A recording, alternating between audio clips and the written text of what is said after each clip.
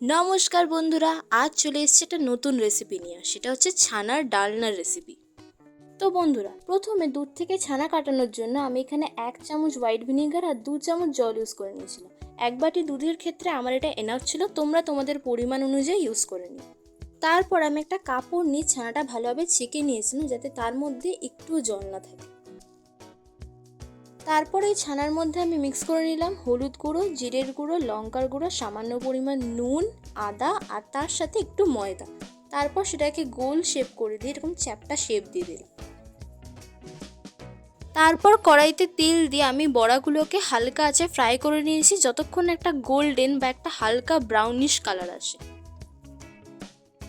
তো বন্ধুরা, ছানার ডালনা বানানোর জন্য ফার্স্ট স্টেপ রেডি, অর্থাৎ ছানার বড়া তৈরি হয়ে গেছে। এইবার আমি কড়াইতে দিয়ে দিলাম 2টো শুকনো লঙ্কা, সামান্য পরিমাণ গোটা জিরে, টমেটো আর আলু দিয়ে সেটা ভালোভাবে নেড়ে নিতে হবে। এইবার ভালোভাবে নেড়েচেড়ে নেওয়ার পর এর মধ্যে জিরের গুঁড়ো, হলুদ গুঁড়ো, লঙ্কার গুঁড়ো, নুন আর আদার একটা মিশ্রণ দিয়ে দেবো আর হাই ফ্লেমে কিছুক্ষণের জন্য কষানোর জন্য রেখে দেবো। ভালোভাবে কষিয়ে নেওয়ার পর ছানার বড়াগুলো এবার এর মধ্যে পরপর দিয়ে দেবো আর আবার কিছুক্ষণের জন্য রেখে দেবো। আর ফাইনালি ছানার ডালনা রেডি। কেমন হলো কমেন্ট করে জানাতে ভুলো না। টাটা।